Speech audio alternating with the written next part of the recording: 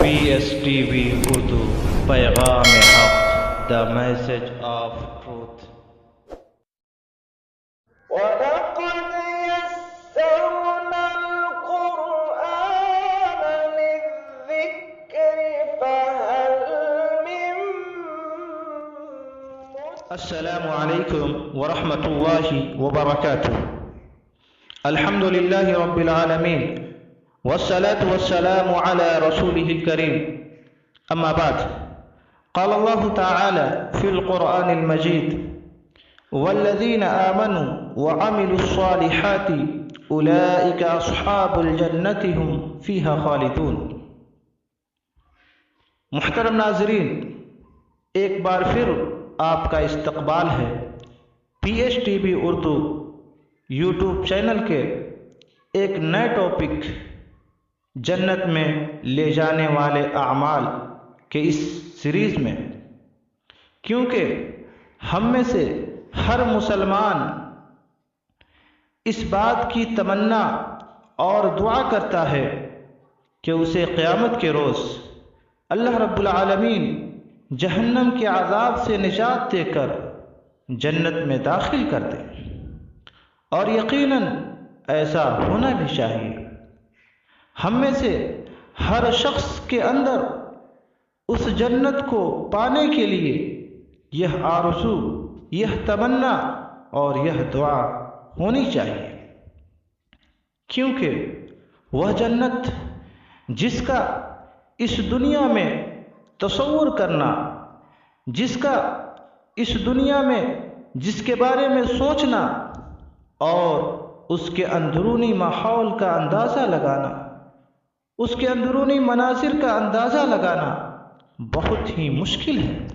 اللہ کے رسول صلی اللہ علیہ وسلم نے فرمایا تھا، صحیح مسلم شریف کی روایت ہے، حدیث نمبر 2825: فیہا ما لا عین رات ولا اذن سمعت ولا خطر علی قلب بشر. کہ اس جنت میں ایسی ایسی چیزیں ہیں، ایسی ایسی نعمتیں ہیں جنہیں کسی آنکھ نے کبھی دیکھا نہیں، جن کے بارے میں کبھی کسی کان نے سنا نہیں، اور نہ ہی کبھی ان کا تصور کسی آدمی کے دل میں پیدا ہوا ہے.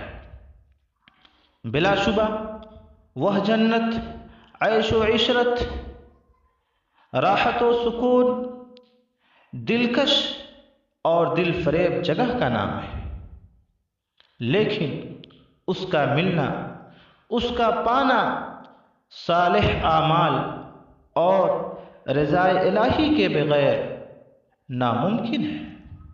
جیسا کہ اللہ رب العالمین نے سورۃ البقرہ آیت نمبر 82 کے اندر ارشاد فرمایا: والذین آمنوا وعملوا الصالحات اولئک اصحاب الجنۃ هم فیہا خالدون. کہ جو لوگ ایمان لائے اور نیک اعمال کیے وہی لوگ جنتی ہیں، اور وہ لوگ اس میں ہمیشہ ہمیشہ رہیں گے.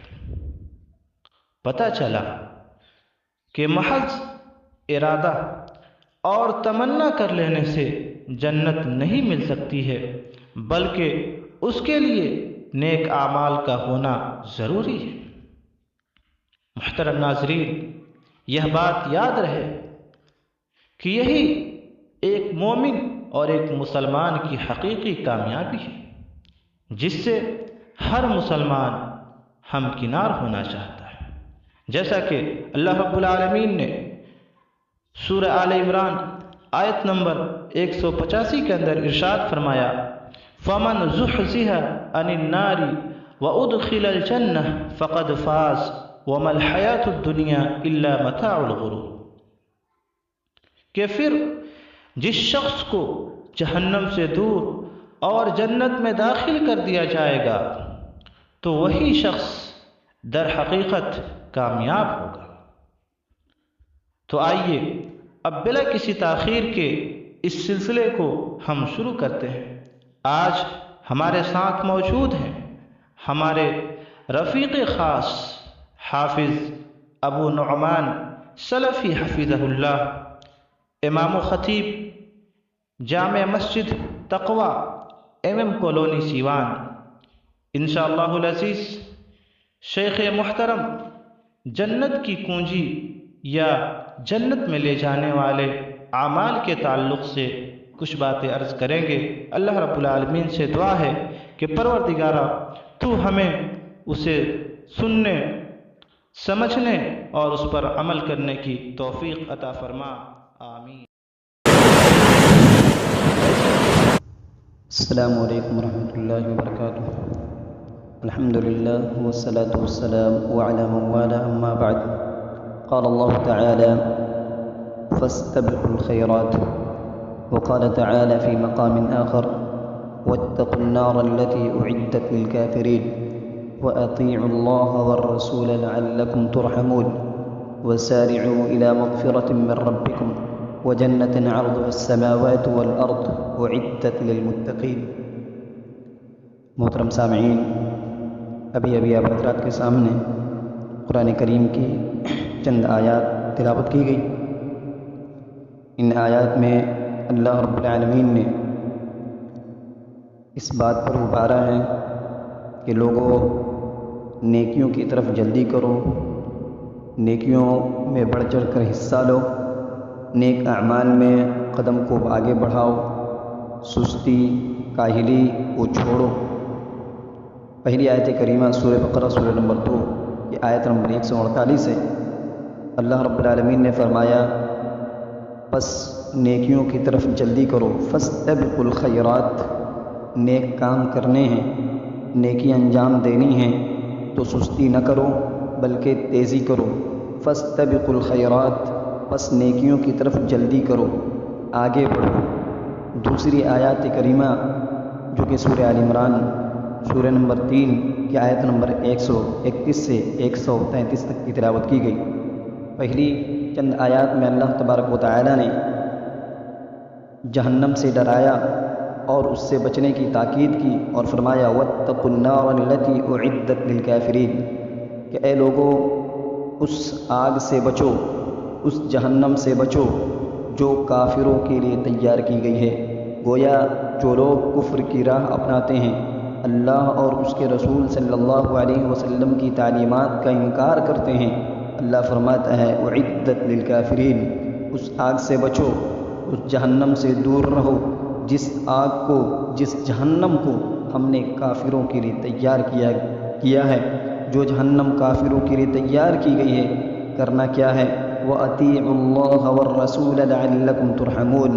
اگر اس جہنم کی آگ سے بچنا چاہتے ہو، دور رہنا چاہتے ہو، پہلے تو بچنے کی تاکید کر دی گئی، کہہ دیا گیا کہ بچو۔